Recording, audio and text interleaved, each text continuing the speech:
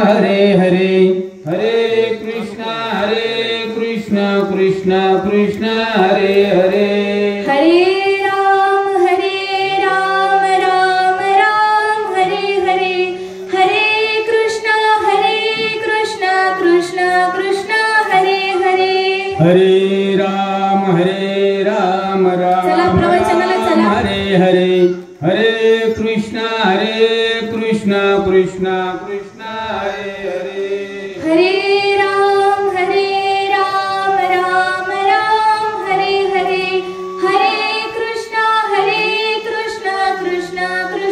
हरे हरे हरे राम राम हरे हरे हरे कृष्ण कृष्ण कृष्ण हरे हरे हरे राम राम हरे हरे हरे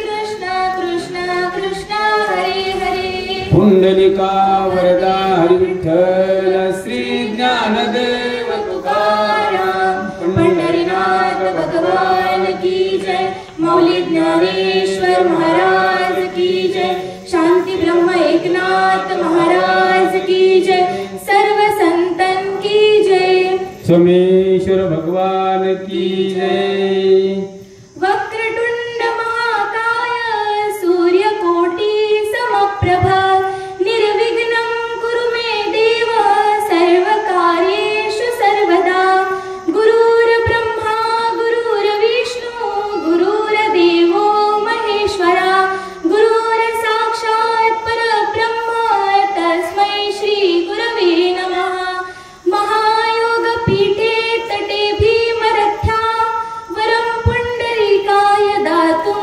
मुनीन्द्रै समागत्य तिष्ठं तमानन्दकन्दं परब्रह्मलिङ्गं भजे पाण्डुरङ्गं गोविंद गोविंद मना लागलिया छंद मग गोविंद ते काया भेद नाही देवातया आनंदले मन प्रेमी पाझरती लोचन तुके म्हणे आई जीवे नुरेची वेगळी तुझिया सत्तेने वेदासी बोलणे सूर्यासी चालणे तुझिया बळे ऐसा तू समर्थ ब्रह्मांडाचा धनी ज्याच्या सत्तेशिवाय पानही हलत नाही असा असणारा आपला भगवान परमात्मा ज्याच्या सत्तेने हा अखंड हरिनाम सप्ताह चाललेला आहे आणि याच अखंड हरिनाम सप्ताहातला आपला कितवा दिवस आहे बरं ओ झोपले का काय आणि याच अखंड हरिनाम सप्ताहातला आपला 7वा दिवस आहे आणि याच 7व्या दिवसाच्या प्रवचन रूपी सेवेचा योग मला ज्यांच्यामुळे लाभला ते आदरणीय असे ज्ञानेश्वर काका त्यांचे मी मनापासून धन्यवाद देते तसेच ज्यांच्या मार्गदर्शनाखाली हा अखंड हरिनाम सप्ताह चाललेला आहे ते म्हणजे पूज्य महंत आणि माझ्यावर लेकीसारखं प्रेम करणारे हरिभक्त परायण रामगिरीजी महाराज ऐका आपल्या आयुष्यामध्ये संतांची संगत हीच आपली खरी संपत्ती आहे संतांची संगती मनोमार्ग गती आकळावा श्रीपती येणे पंथे आज जो आपण सप्ताह करत आहोत ना त्या मागे महाराजांचं अमूल्य मार्गदर्शन त्यांची श्रद्धा आणि त्यांची आध्यात्मिक उन्नतीची तळमळ आहे त्यामुळे आपल्या आयुष्यामध्ये संतांची संगत हीच आपली खरी संपत्ती आहे तसेच या प्रवचन रूपी सेवेसाठी माझे आई व बाबा दोघे इथे उपस्थित आहेत तसेच आदरणीय असे आपले लाडके महाराज आपल्या गावचे भूषण असणारे काका महाराज तेही इथे उपस्थित आहेत त्यांचे मी धन्यवाद देते तसेच सर्व तुम्ही माझ्या प्रवचन रूपी सेवेसाठी उपस्थित झालात तुमचेही मी धन्यवाद देते तसेच सुंदर अशा प्रकारे साऊंड सिस्टम ज्यांनी दिली आहे त्यांचे मी धन्यवाद देते आता सगळ्यांचे नाव घेणं माझ्याच्याने शक्य राहणार नाही त्याच्यामुळे सर्वच फेट्यावाले मिशावाले गंधावाले पदर घेतलेल्या बिना पदरवाल्या नाही आता नका घेऊ पदर जाऊ द्या सर्वांचेच मी धन्यवाद देते आणि माझ्या प्रवचन रूपी सेवेला सुरुवात करते ऐका माय मावल्यांनो अभंग हा देहूचे सुप्रसिद्ध साधू जगद्गुरु तुकोबराय यांचा 4 चरणांचा अभंग आहे जीवनाचा उद्धार करून घ्यायचा असेल तर एकमेव ठिकाण म्हणजे भगवान परमात्म्याचं नामचिंतन आहे इथं आल्याच्या नंतर एकमेव ठिकाण प्रवचन क्षेत्र असं राहिलंय पण धार्मिक क्षेत्रच असं आहे, परमार्थिक क्षेत्रच असं आहे की इथं आल्याच्या नंतर माणसाला स्वतःच्या कार्याचा विसर पडतो. मी कोण आहे, मी आमदार आहे, मी कोण आहे, मी फक्त आणि फक्त भगवान परमात्म्याचा साधक आहे, मी फक्त आणि फक्त भगवान परमात्म्याचा भक्त आहे आणि जीवनाचा उद्धार करून घ्यायचा आहे आणि अनमोल असा नरदेह मला या भगवान परमात्म्यानं दिलाय. पण मला सांगा, भगवान परमात्म्यानं आपल्याला हा अनमोल असा नरदेह दिला तरी कशासाठी? देवे दिला देह भोजना, खाल्लंय ना सगळ्यांनी? खाल्लंय खाल्लंय खाल्लंय. तर आपल्याला भगवान परमात्म्याने अतिशय असा नरदेह जेवणासाठी नाही दिला. अहो, माणसांना इंद्रियांवर ताबा असला पाहिजे, ताबा. मग आपल्याला भगवान परमात्म्यानं अनमोल असा नरदेह दिला तरी कशासाठी? तर ऐका, देवे दिला देह भजना गोमटा. तर भगवंताने आपल्याला हा सुंदर असा नरदेह फक्त भगवंताचे नामस्मरणासाठी दिलाय. आपल्या या पवित्र पावन अशा महाराष्ट्राच्या मातीला अनेक थोर संत लाभले आहेत. आपल्या या पवित्र पावन अशा महाराष्ट्राच्या मातीमध्ये अनेक थोर संत जन्माला आले आहेत, पण प्रत्येक संतांचा अधिकार मात्र वेगळा आहे. इथं देहूचे सुप्रसिद्ध साधू जगद्गुरु तुकोबराय, संत ज्ञानोबराय, संत एकनाथ महाराज, संत सावता महाराज, संत गोरोबा काका, संत बहिराबाई, संत मीराबाई, संत जनाबाई असे अनेक थोर संत या महाराष्ट्राच्या मातीला लाभले, पण प्रत्येक संतांचा अधिकार मात्र वेगळा आहे. म्हणूनच या महाराष्ट्राच्या मातीला म्हटलं जातं, पवित्र ते कुळ पावन तो देश, जे ते हरीचे दास जन्म घेती, कर्म धर्म त्यांचा झाला नारायण. आणि अशा या महाराष्ट्राच्या मातीमध्ये अनेक थोर संत जन्माला आले, पण प्रत्येक संतांचा अधिकार मात्र वेगळा आहे. म्हणूनच म्हटलं जातं, ज्ञानदेवे रचिला पाया, उभारिले देवालया, नामातयाचा किंकर, जेने केला हा विस्तार. एकनाथ जनार्दन एकनाथ आणि खांब दिला भागवत, बहिणी म्हणे फडकविती ध्वजा, आणि निरूपण केले ओझा. या महाराष्ट्राच्या मातीला अनेक थोर संत लाभले. ही वारकरी संप्रदायाची इमारत आहे, इमारत. आणि या इमारतीचा कोणी पाया झाले तर कोणी खांब झाले. मला सांगा, माणूस दिसायला कितीही काळा असू द्या, कितीही सावळा असू द्या, पण माणसाच्या नाकाला जेवढा शेंडा तेवढा माणूस दिसायला कसा? माणसाच्या नाकाला शेंडा असला पाहिजे, धार असली पाहिजे, पण धार नसली पाहिजे. हे बघा, प्रवचन मध्ये रेंज मध्ये राहा का, असं प्रवचन समजत नाही. काही काहींना 12 महिने पाऊस काळा चालू असतो, इकडून फुर तिकडून फुर. मला एवढंच सांगायचंय की माणसाच्या नाकाला शेंडा असावा, धार असावी, पण धार नसावी. आता आपण म्हणतो की नाही, पप्प्याचे पप्पा, पप्प्याला पोरगी पाहायला जा, पण नाका डोळ्यात चांगली पावर का? बेपटी बुट्टी फेपाने नाकाची करतो का आपण? नाही करत. आजकाल तर सगळेच करते. आता तर लिहिलेलं असतंय, कशी पण असू द्या पण मेलेली नको. आजकाल सगळ्याच प्रकारचे करतात, कारण की लग्नच होईना तो. बरं, लग्न कोणाचे होते? लग्न होते जे सप्ताह करतात त्यांचे, लग्न होते जे आई वडिलांची सेवा करतात त्यांचे, आणि लग्न होतात त्यांचे जे स्वतःच्या पायावर उभे आहेत त्यांचे. आणि जे रोज ह्या गल्लीतून त्या गल्लीत जातात, हिला कट हाणते, तिला काही तर म्हणतात आणि हिचा मार खातात ना, त्यांनी फक्त आणि फक्त भगवे कपडे घालायचे. काय करायचं त्यांनी? भगवे कपडे घालायचे, मोठमोठ्या रुद्राक्षाच्या माळा घालायच्या, असा आडवा भस्म लावायचा. बम बम बोले टेकडीवाले कैलाश के राजा, चिल्लम भराई ताजा, दम लगाने आजा की चलो हिमालय की गुफा में.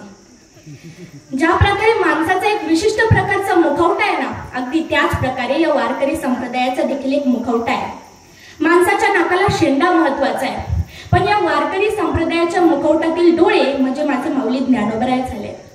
परमार्थामध्ये माणसाला ही ज्ञानाची गरज असते.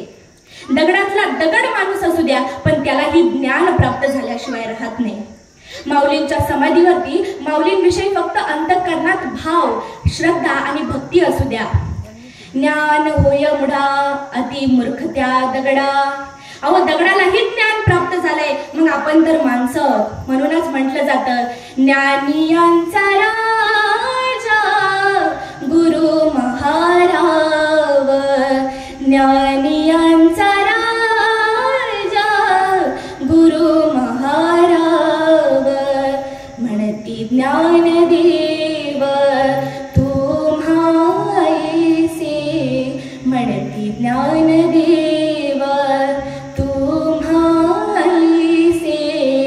ज्ञानियांचा राजा गुरु या वारकरी संप्रदायाचे डोळे माझे माऊली ज्ञानोबराय, तर या वारकरी संप्रदायाची वाणी म्हणजे माझे नामदेव महाराज झाले. अहो, नामदेव महाराजांच्या कीर्तनात फक्त देव नाचला नाही, तर नाचता नाचता देवाचा पितांबर गळून पडला. एवढंच नाही, याच्याही पुढे सांगितलंय, फिरविले देऊळ जगा माझी ख्याती, फिरविले देऊळ जगा माझी ख्याती, आणि नामदेवा हाती दूध प्याला. अहो, जगाच्या मालकानं ज्याच्या हाताने नैवेद्य खाल्ला ते म्हणजे माझे नामदेव महाराज आहेत. या वारकरी संप्रदायाचे डोळे माझे ज्ञानोबर आहे, तर या वारकरी संप्रदायाची वाणी म्हणजे नामदेव महाराज आहेत. अगदी त्याच प्रकारे या वारकरी संप्रदायाचे कान म्हणजे श्रीमंत संत शांतीचे सागर असणारे पैठण निवासी शांतीब्रह्म एकनाथ महाराज आहेत. अहो, एकनाथ महाराजांचं जीवन म्हणजे त्रिवेणी संगम. संतही होते, शांतही होते आणि श्रीमंतही होते. बरं, ही श्रीमंती किती होती तर ऐका. एकनाथ महाराजांची श्रीमंती एवढी होती की एकनाथ महाराजांच्या देवाऱ्यातील देवांना रोज पुरणपोळीचा नैवेद्य होता. आपण दाखवतो का हो पुरणपोळीचा नैवेद्य देवाला? दाखवतो का? नाही दाखवत. अहो, कावडीने पाणी ज्या घरी चक्र पाणी वाहे, 36 वर्ष जगाच्या मालकाला ज्याच्या घरी कावडीने पाणी वाहिलं ते माझे एकनाथ महाराज. याच्याही पुढे सांगितलंय, द्वारकेची मूत एकनाथा घरी, पाणी वाहे हरी कावडीने, श्रीखंड्या चंदन उगळुनी करी. एकनाथ महाराजांनी अनेक अभंग लिहिले, अनेक गवळणीही लिहिल्या. त्यासोबत त्यांनी ज्ञानेश्वरीचं शुद्धीकरण देखील केलं, एकनाथी भागवत लिहिलं आणि आपल्यासारख्या सर्वसामान्यांनाही कळावं यासाठी एकनाथ महाराजांनी भारुडांची निर्मिती केली. भारुड कळतेत ना? गुरगुंडा होईल बयाग तुला, गुरगुंडा होईल बयाग तुला, गुरगुंडा होईल, मला बी होईल बया तुला बी होईल, मला बी होईल बया तुला बी होईल, असा गुरगुंडा होईल बयाग तुला, गुरगुंडा होईल बयाग तुला, गुरगुंडा होईल. अशा भारुडांची निर्मिती एकनाथ महाराजांनी केली. असा त्रिवेणी संगम ज्यांच्या जीवनामध्ये ना, त्यांनाच म्हटलं जातं वारकरी संप्रदायाचे कान म्हणजे माझे एकनाथ महाराज. जसं माणूस कितीही सुंदर असला तरी त्या माणसाची सुंदरता ही त्याच्या नाकावर आहे, अगदी त्याचप्रमाणे या वारकरी संप्रदायाचा एक मुखवटा आहे आणि त्या मुखवट्यावरील नाक म्हणजे माझे जगद्गुरु तुकोबराय झाले. बरं, तुकोबरायांचा अधिकार किती? माझी मज झाली अनवर वाचा आणि छंद या नामाचा घेतलासी, तुका राम नाम घेता कापे यम. ज्यांचे नाव घेताच यमाच्याही अंगाला कंप सुटावा हे सामर्थ्य ज्यांच्या नामामध्ये त्यांनाच म्हटलं जातं देहूचे सुप्रसिद्ध साधू जगद्गुरु जगद्वंदनीय तुकोबराय. तुकोबराय सांगतात की एकदा का गोविंदाच्या नामाचा ध्यास मनाला लागला ना की माणूस हा गोविंद स्वरूप होतो. तुकाराम महाराजांचा जीवन मार्ग हा खूप कठीण होता. त्यांना त्यांच्या संसारामध्ये अनेक क्लेश भोगावे लागले. उपासमार, निंदा, पत्नींचे अपमान, ग्रंथांचे पाण्यात टाकणे असे अनेक संसारिक क्लेश त्यांना भोगावे लागले. पण माझ्या तुकोबरायांनी शेवटपर्यंत नाम घ्यायचं सोडलं नाही. आणि अशी माझे तुकोबराय म्हणतात की एकदा का गोविंदाच्या नामाचा ध्यास मनाला लागला ना की तो सुटत नाही. आपण घेतो का हो नाम? नाही घेत. आपल्या जीवनामध्ये सगळ्या गोष्टींसाठी वेळ नाही, तो म्हणजे देवाचं नामस्मरण करण्यासाठी. या अभंगामध्ये नामाचा खूप मोठा फायदा सांगितलेला आहे. त्यातला सगळ्यात पहिला फायदा म्हणजे नाम हे मंगलात मंगल आहे. याचा अर्थ असा आहे की नाम हे सर्व दुःखांपासून मुक्त करणार आहे. नाम हे मनाला शांती देणार आहे. पंढरीनाथा नाम घेतले सर्व थोरविले पातके. कलियुगामध्ये नामस्मरणाला सर्वश्रेष्ठ मानलं गेलेलं आहे. या कलियुगामध्ये नामाला सर्वात श्रेष्ठ मानलं गेलेलं आहे, कारण की या कलियुगामध्ये भगवंत प्राप्तीसाठी सर्वात सोपं साधन म्हणजे नाम आहे. त्यामुळं कधीतरी नाम घेत जा देवाचं. रोज कधीतरी थोडा तरी वेळ नामासाठी काढत जा. सकळ मंगळनिधी श्री विठ्ठलाचे नाम आधी. सकाळी उठल्याच्या नंतर देवाचे नाम घेत चला. तुम्ही सकाळी उठल्याच्या नंतर अंथरुणामध्ये देवाचं नाम घ्या. या धरणी मातेच्या पाया पडा. बरं, का पडायचं या धरणी मातेच्या पाया? कारण की आज दिवसभरातून आपण तिला लाथ मारतो, तिला तुडवतो आपल्या पायाखाली. मग तिचं दर्शन घ्यायला मात्र आपण सकाळी विसरून जातो.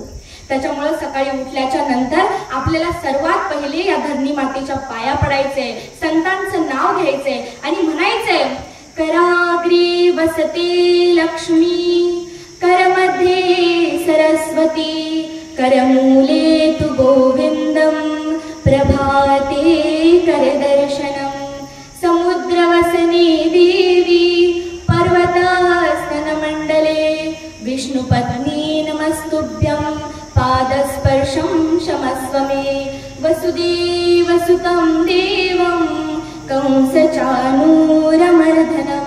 देवकी परमानंदं, कृष्णौ वंदे जगद्गुरु.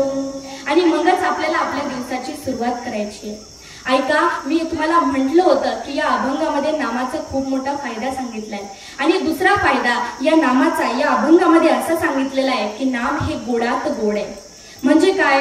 आता मला सांगा, आपण साखर खातो, आंबा खातो, आंब्याचा सीझन आहे ना आता, आणि आपण मधही खातो. बरं, या सगळ्या गोष्टींची चव कशी आहे बरं? लय तिखट आहे ना, मग गोड आहे. अगदी त्याचप्रमाणे या भगवंताच्या नामाची गोडी पण खूप मोठी आहे. बरं, ही गोडी जिभेवर असते का हो? तर नाही, ही गोडी मनात असते, ती आत्म्यात उतरते आणि अख्खं जीवन मधुर करत जाते. बरं, या गोडीचा अनुभव प्रत्येक जणाला येतो का? तर मी म्हणेल नाही. ह्या गोडीचा अनुभव त्यांनाच येतो ज्यांनी राम, कृष्ण, हरी या नावातच आपलं मन लावलंय ना, त्यांनाच या गोडीचा अनुभव येत असतो. त्यामुळे तुम्ही देवाचं नाम घेत चला, कारण की ते गोडात गोड आहे. ऐसे हे नाम सुंदर अति गोड, अमृताहुनी पैजासी जिंकुनी गेले. बरं, या नामाच्या गोडीचा उपयोग तरी काय? आता आम्ही घ्यायचं नाम, ठीक आहे, गोड आहे, पण उपयोग काय आमच्या जीवनामध्ये या नामाचा? तर या जीवनामध्ये आपल्या नामाचा उपयोग खूप मोठा आहे. ऐका, ही नामाची गोडी आहे ना, ती राग शांत करते. सगळ्यात पहिलं, ही जी नामाची गोडी आहे ना, ती राग शांत करते. ही जी नामाची गोडी आहे ना, ती सर्व दुःखांपासून मुक्त करते. ही जी नामाची गोडी आहे ना, ती मनाला शांती देते. आणि ही जी नामाची गोडी आहे ना, ती घरात आनंद निर्माण करण्याचं काम करते. या नामाचा महिमा खूप मोठा आहे. म्हणून म्हटलं जातं, अमृताहुनी गोड, अमृताहुनी गोड, नाम तुझे देवा, नाम तुझे देवा, अमृताहुनी गोड, नाम तुझे देवा, नाम तुझे देवा, मन माझे केशवा, मन माझे केशवा, कामान घे, कामान घे, अमृताहुनी गोड, अमृताहुनी गोड, नाम तुझे देवा, नाम तुझे देवा. बरं, हे जर नाम अमृतापेक्षाही गोड असेल तर माझा देह हे केशव केशव नाम का घेत नाहीये? अमृतापेक्षाही गोड नाम देवाचं आहे. आज नामाची गोडी नसती ना, तर आपण मुलांची नावं काय ठेवली असती? कोणी ओळखू शकेल का? सांगू का? मोबाईल, ओ मोबाईल इकडे ये, अरे टेटा बंद झाला, इकडे ये, तुला कळतंय का? अशी नावं ठेवली असते. पण ऐका, आज थोडी का होईना आपण या जगामध्ये नामाची गोडी आहे. आणि ते नामाच्या गोडीमुळेच आपण आज तरलो जातोय. आपण आज पण म्हणतो, विठोबा, ए विठोबा इकडे ये रे. आणि हे विठोबा जे नाव आहे ना, ते घेतल्याच्या नंतर आपल्या मनाला जी शांती मिळते ना, ती शांती आपण महाराज ती शांती आपण आपल्या शब्दामध्ये सांगू शकत नाही. या नामाची चव खूप गोड आहे. मला सांगा, एक वेळेस साखर संपू शकते, एक वेळेस आमरस आंबट होऊ शकतो, पण ही जी भगवंताच्या नामाची गोडी आहे ना, ती कधीच संपणार नाही, ती कधीच कमी होणार नाही, पण ती वाढतच जाणार आहे. त्यामुळे नाम हे गोडात गोड आहे आणि आपल्याला घ्यायचंय. त्यानंतर तिसरा फायदा या अभंगामध्ये नामाचा असा सांगितलाय की नाम हे चांगल्यात चांगलंय. म्हणजे काय? तर बघा, आपण साखर खातो पण ती कधीतरी संपते, आपण कपडे घालतो पण ते कधीतरी जुने होतात, पण भगवंताचं नाम असं आहे की ते कधीही संपत नाही आणि कधीही जुनं होत नाही, तर ते फक्त आणि फक्त वाढत जातं. नाम हे चांगल्यात चांगलं आहे, कारण नाम हे शाश्वत आहे. आपण व्हॉट्सअपवर जाऊन बघतो का नाही, कोणी मला ब्लॉक केलंय, हिचा काय मेसेज आलाय, ती मला गुड मॉर्निंग म्हणली का नाही, हिचा फोटो आला का नाही, आपण असं बघतो. पण आपल्याला जर भगवंताशी डायरेक्ट संपर्क करायचा असला तर, आता मला एक प्रसंग आठवतो, ऐका. आमच्या शेवगावमध्ये ना एक तरुण माणूस होता आणि त्याचं लग्नच होईना. कित्येक वर्ष उलटले पण त्याचं लग्नच होईना. एक दिवस चालता चालता तो मारुतीच्या मंदिरात गेला. कुठं गेला? मारुतीच्या मंदिरात गेला. बरं का, मारुतीच्या मंदिरात गेला आणि देवाच्या चरणावरती नतमस्तक झाला. मला, देवा काय रे देवा, किती दिवसापासून तुझं भजन करतोय, किती दिवसापासून उपवास करतोय, तू काय दिलंय मला? माझं लग्न पण करीना तू. पण एक चमत्कार झाला आणि आवाज आला, लग्नाळू लग्नाळू उठ. मग ती म्हणला, हा देवा तू बोलायला लागला? ती म्हणला, आता तर चांगलंच झालं, आता 2026 पर्यंत माझं लग्न राहतच नाही, आता होतंयच. ती म्हणला, अरे वेड्या तू चुकीच्या ठिकाणी आलायस. ती म्हणलं, देवा कस काय? ती म्हणला, अरे इथं मीच लग्न नाही केलं, तुझं करून करून घेऊ. तर असं आहे आपल्या जीवनामध्ये, आपल्याला भगवंताशी जर डायरेक्ट संपर्क करायचा असेल ना, तर आपल्याला मोबाईलची गरज नाही, आपल्याला टेलिफोनची गरज नाही, आपल्याला गरज आहे ती रामनामाची. त्याच्यामुळे आयुष्यामध्ये आल्याच्या नंतर रामाचं नाम घेत चला. आपल्याला जर चांगलं माणूस व्हायचं असेल ना, तर ओठांवर राम नाम आणि मनात शांती असावी लागते. त्यानंतर चौथा फायदा या अभंगामध्ये नामाचा असा सांगितलाय की नाम हे सारात सार आहे. आपल्याला कधी कधी वाटतं ना, आपण या जीवनामध्ये कशासाठी आलोय, आपलं काय काम आहे या जीवनामध्ये, आपल्याला काय करायचंय. पण ऐका, या सर्वांचं सार, या सगळ्या प्रश्नांचं सार एकच आहे, ते म्हणजे नाम. आपण नाम घ्यायला आलो. तुकाराम महाराज व भगवंत यांच्यामध्ये काहीच फरक उरला नाही. कस काय ते? तुकाराम महाराजांनी भगवंताचं एवढं नामस्मरण केलं, एवढं नामस्मरण केलं की शेवटी तुकाराम महाराज आणि भगवंत याच्यामध्ये काहीच फरक राहिला नाही. तुकाराम महाराज म्हणतात, मला साधनेची इतकी सवय लागली आहे की आता ती सुटता सुटत नाहीये. आधी केला सत्संग, तुका झाला पांडुरंग, त्याचे भजन राहीना, मूळ स्वभाव जाईना. पण माय माऊल्यांनो, आपल्यामध्ये तुकाराम महाराजांमध्ये खूप फरक आहे. आपण घेतो का नाम, देवाचं नाम? नाही घेत. पण तुकाराम महाराजांची अवस्था अशी झाली होती की गोविंद आसनी गोविंद शयनी, म्हणजे बसल्यावरही गोविंदाचं नाम घ्यायचं आणि झोपल्यावरही गोविंदाचं नामच घ्यायचं. महिला मंडळ, मला सांगा, आपण जर गप्पा मारायला बसलो तर तास 2 तास मारतो का नाही गप्पा? आणि आता तो उन्हाळा आहे, काही काम नाही, घरातच बसलेला असतो, त्याच्यामुळे पूर्ण दिवस गेला तरी आपल्याला कळत नाही आपण किती वेळ गप्पा मारतो. म्हणजे मला एवढंच सांगायचंय की जगातील निरर्थक गोष्टीसाठी आपल्याकडे वेळ आहे, पण ज्याने आपल्याला हा अनमोल नरदेह दिलाय त्या भगवान परमात्म्यासाठी आपल्याकडे 1 मिनिट सुद्धा नाहीये. त्याच्यामुळं तुम्ही कितीही बिझी असो त्या दिवसामध्ये, दिवसातला 1 मिनिट तरी तुम्ही देवाचं भजन करत जा. आता काही माणसं म्हणतील, आम्ही आयुष्यभर भजन केलं तरी आम्हाला देव पाय पावला नाही, कस काय नाराज? पण असं आहे की नाम जरी तुम्ही घेतलं ना, तरी तुमचं नाम गोड आणि शाश्वत पाहिजे, तेव्हाच तुम्हाला भगवंत प्राप्त होणार आहे. एकदा श्री पंढरीचे श्री विठ्ठल आणि रुक्मिणी यांच्यामध्ये संवाद चालला होता. तेव्हा रुक्मिणीने विचारलं, देवा तुम्हाला एवढे लाखो भक्त तुमच्या भेटीसाठी येतात, तरी तुम्ही अधोवदन का हो? मग भगवंत म्हणाले, रुक्मिणी हे जे सगळे भक्त येत आहेत ना, ते माझ्यासाठी नाही येते, ते फक्त आणि फक्त स्वार्थासाठी येतात. ते येतात कारण की त्यांना माहिती आहे की हे आले का भगवंत आपल्या इच्छा आता पूर्ण करणार आहे. पण जो भक्त फक्त आणि फक्त माझ्यासाठी येतो, माझ्या दर्शनासाठी येतो ना, त्याच्यासोबतच मी नजर मिळवतो. त्याच्यामुळे आज पंढरपूरला दर्शनासाठी लाखो लोक जातात, पण ऐका, आपण भगवंतासाठी जायला पाहिजे. स्वतःचा स्वार्थ त्याच्यामध्ये काहीच काढला नाही पाहिजे. बर, रुक्मिणी माता आणि भगवान परमात्म्यामध्ये अजून एक संवाद झाला. एकदा रुक्मिणीने भगवान परमात्म्याला विचारलं, भगवान तुम्ही आज एवढे उदास का दिसता? जरी तुमच्या भेटीसाठी लाखो भक्तजन इथे येत असतील तरीही तुम्ही उदास का? भगवंत म्हणाले, रुक्मिणी हे सगळे जे भक्त आहेत ना, ते खूप स्वार्थी आहेत. मला ओढ आहे, मला आस आहे ती माझ्या खऱ्या भक्ताची, ते म्हणजे माझ्या तुकोबरायाची. माझा तुका अजून आला नाही ग, मी त्याचीच वाट पाहतोय. रुक्मिणी माता म्हणाली, भगवंत तुकाराम महाराज तर आजारी आहेत. इकडे तुकाराम महाराज अंथरुण अवस्थेत होते. ते म्हणले, आता काय करायचं? भगवंत म्हणले, माझा तुका नाही येऊ शकत, पण आपण तर तुकारामाच्या घरी जाऊ शकतो ना. इकडे लाखो वैष्णव भगवंताच्या भेटीसाठी आले होते, पण भगवंत कुठे होता? तर ते तुकारामाच्या घरी.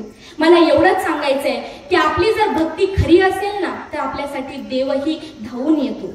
थोडे परी मिरे म्हणजे थोडीच भक्ती करा पण चांगली करा. परी तयापाशी पांडवा मी हरपला दिवसवा जिथे नाम घोषू बरवा करीताती ते माझे. ज्ञानेश्वर माऊली या पंक्तीमध्ये सांगतात की भगवंताला कुठे शोधायचं. भगवंताला जर शोधायचं असेल ना तर त्याला त्या ठिकाणी शोधायचं जिथे भगवंताचं नामस्मरण चालू आहे. जिथं का भगवंताचं नामस्मरण चालू आहे तिथे तुम्हाला तो भगवंत भेटून जाईल. गोविंद गोविंद मना लागलिया छंद. माझ्या मनाला गोविंदाचा छंद लागू दे देवा. माझ्या मनाला गोविंदाचा छंद लागू दे. माझ्या मना लागो छंद नित्य गोविंद गोविंद. माझ्या मनाला फक्त आणि फक्त देवाचाच नामाचा छंद लागू दे. म्हणूनच म्हणतात ना कधी लागे रे वेड्या तुला गोडी अभंगाची. कधी लागे रे वेड्या तुला गोडी अभंगाची. बघून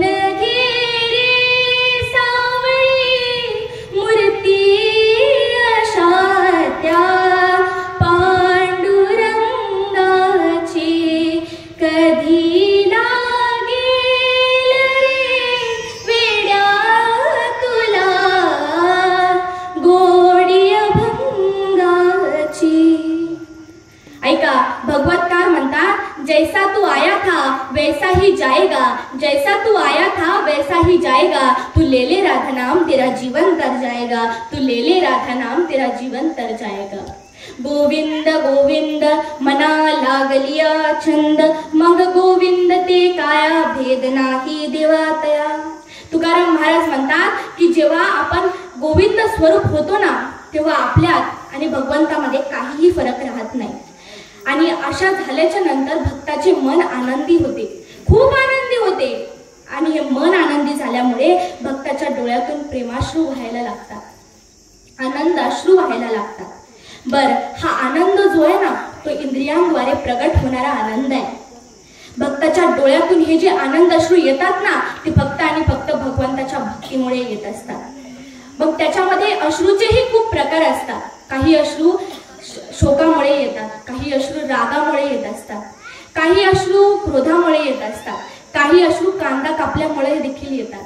पण हे अश्रू सगळे वेगळे आहेत. जे प्रेमानंदाचे अश्रू आहेत ना ते यांपेक्षा खूप वेगळे आहेत. इतर अश्रू गरम असतात पण प्रेमानंदाचे अश्रू जे आहेत ना ते थंड असतात. इतर अश्रू डोळ्याच्या आतल्या भागातून येत असतात पण प्रेमानंदाचे जे अश्रू आहेत ना ते डोळ्याच्या बाहेरील भागून येत असतात. यालाच म्हणतात अष्टसात्विक भाव. नेत्री अश्रूंची या धारा कोठे रोमांच शरीरा. हे जे अश्रू आहेत ना ते भगवंताच्या नामामुळे येत असतात. मला एक प्रसंग आठवतो. साताऱ्यातील एक वारकऱ्याचा प्रसंग आहे, ऐका.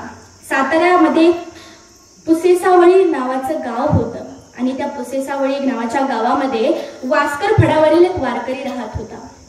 आणि एक दिवस तो पंढरीला गेला, पंढरपूरला गेला आणि तिथे गेल्याच्या नंतर फडावर बसून भगवंताचे नामस्मरण करायला लागला.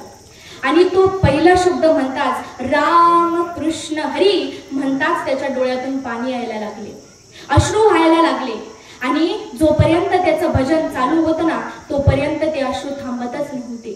एवढं भक्ती त्याच्यामध्ये होती. पण एक दिवस गांधीजींचा मृत्यू झाला. तो काळ होता 1948चा.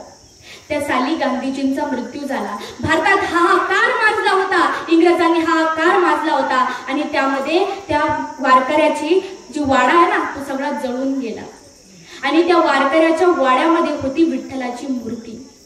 बर त्या वारकऱ्याला रात्री स्वप्न पडलं देवाचं. देव म्हणला, अरे तुम्हाला एकट्याला सोडून आला तिथं, मला किती त्रास झाला रे. हे स्वप्न पाहताच पुढच्या दिवशी तो त्याच्या गावी गेला. गावी गेल्याच्या नंतर म्हटला की चला चला आपल्याला बघायचंय ती मूर्तीची अवस्था काय आहे. आणि तुम्हाला माहिती आहे काय होती त्या मूर्तीची अवस्था. ज्या वेळेस गावकरी तिथे जाऊन पोहोचले ना तेव्हा त्या मूर्तीला जसं माणसाला भाजल्यावर फोड येतात ना अगदी त्याचप्रमाणे त्या मूर्तीला देखील फोड आले होते. पण ती मूर्ती कशाची होती? दगडाची होती. त्या वारकऱ्याने त्या मूर्तीला कवटाळलं आणि म्हणला, देवा चल पंढरीला जाऊ. आणि ते दोघेही पंढरपूरला गेले. आजही तो वाडा आहे बरं का. तुम्ही जर सातारा जिल्ह्यात गेलात ना तर आजही तुम्हाला तो वाडा बघायला मिळेल. भक्ती केली श्रीकृष्ण परमात्म्यानं, हो केली, श्रीकृष्ण परमात्म्यानं देखील भक्ती केली, ती म्हणजे राधा नामाची. एक दिवस भगवान परमात्मा असे बसले होते. रुक्मिणी माता आली त्यांच्याकडे आणि म्हटले, भगवान तुम्ही काय सतत राधा राधा राधा राधा म्हणतात, काय ते राधा नामामध्ये, काय त्या राधेमध्ये? भगवान म्हणाले, माझ्या राधेचं मन खूप शुद्ध आहे, तिच्या मनात मी सोडून बाकी कोणच नाही. रुक्मिणी म्हणाले, नाही मला नाही पटत, मी याची परीक्षा घेणार. भगवान म्हणाले, घे. रुक्मिणी मातेनं काय केलं? रुक्मिणी माता गेली राधाकडं, पण काय घेऊन गेली? गरम दूध घेऊन गेली आणि ते गरम दूध राधेला पिऊ घातलं. राधेनं ते दूध घटा पिलं, पण राधेला काहीच झालं नाही. त्यानंतर काही दिवसानंतर रुक्मिणी भगवान परमात्म्याकडे पोहोचली आणि भगवान परमात्म्याच्या पायाला असे फोडं आले होते, फोडं. रुक्मिणी मातेनं विचारलं, भगवान हे काय झालं? ते म्हणले, तू जे दूध राधेला प्यायला दिलं होतं ना, तिच्या अंतःकरणात मी असल्यामुळं ते दूध तिला नाही तर ते मला लागलं. तेव्हा रुक्मिणी मातेला कळालं, श्रीकृष्णाची जी भक्ती आहे ती म्हणजे फक्त राधा नामातच आहे. एवढंच नाही तर जनाबाईंनी सुद्धा देवाची खूप भक्ती केली. तुम्हाला माहिती आहे का, जनाबाईंची लहानपणीच आई वारल्या होत्या, तरीही त्यानंतर त्यांनी नामदेव महाराजांकडे दासी म्हणून काम केलं. त्यांनी अनेकानेक अभंग लिहिले, पण त्यांचं शिक्षण काहीच नव्हतं, तरीही त्यांनी अनेकानेक अभंग लिहिले. अहो, जनाबाईंच्या जात्यावरती जेव्हा त्या दळत होत्या ना, तेव्हा त्या जात्याला दळण्याकरिता श्रीकृष्ण परमात्मा देखील हात लावत होता. एवढंच नाही, त्याच्या गोऱ्या त्या थापत होत्या ना, त्या गोऱ्यामधून देखील कृष्ण कृष्ण कृष्ण असा आवाज येत होता. एवढी भक्ती त्या गौऱ्यामध्ये होती, एवढी भक्ती जनाबाईंमध्ये होती. मला एवढंच सांगायचंय की तुकाराम महाराज सांगतात की आपलं जे मन आहे ते फक्त आणि फक्त भगवान परमात्म्याच्या भक्तीला लावायचंय. शेवटच्या चरणात तुकोबाराम महाराज काय म्हणतात? तुका म्हणे आळी जीवे नुरेची वेगळी, ज्याप्रमाणे कुंभाऱ्याहून म्हणजेच ज्याप्रमाणे भुंग्याहून आळी वेगळी राहू शकत नाही, अगदी त्याचप्रमाणे भक्त हा देवाविना वेगळा राहू शकत नाही. ही आळी आणि भुंगाची तऱ्हा. पण ऐका, रावणालाही देखील देवाचं दर्शन झालं बरं. ते का?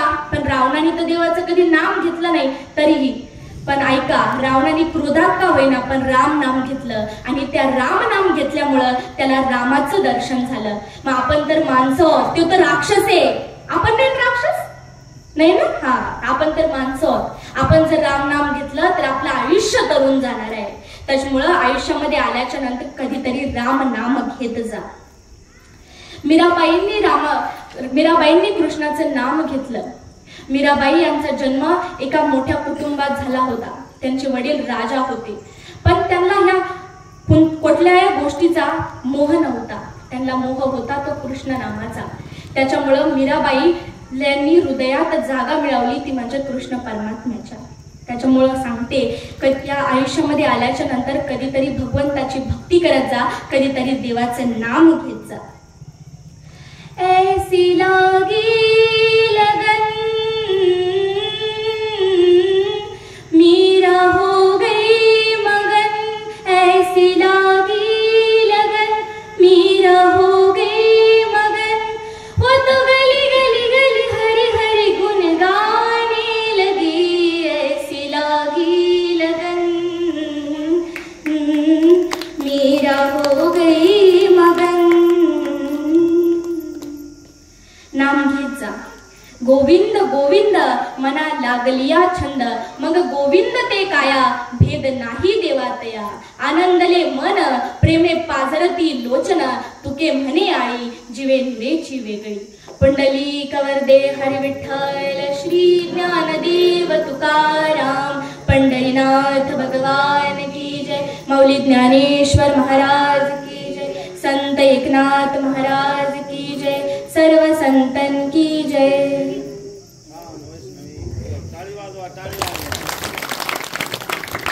हॅलो, आज या ठिकाणी ज्या आपल्या गावचं शिक्षक संजय तरटे यांची कन्या वैष्णवी हिने अतिशय सुंदर अशा प्रकारचं या ठिकाणी प्रवचन सेवा दिली.